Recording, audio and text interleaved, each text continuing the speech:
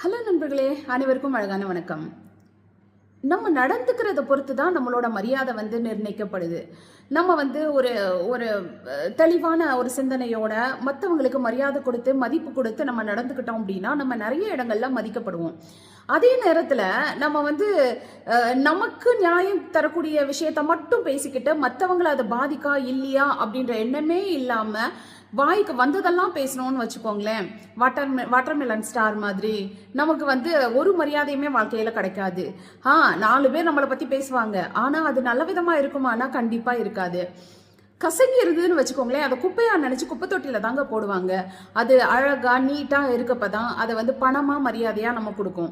அந்த மாதிரி தான் நம்ம நடத்தையை பொறுத்து தான் நம்மளோட கேரக்டர் நிர்ணயிக்கப்படுது.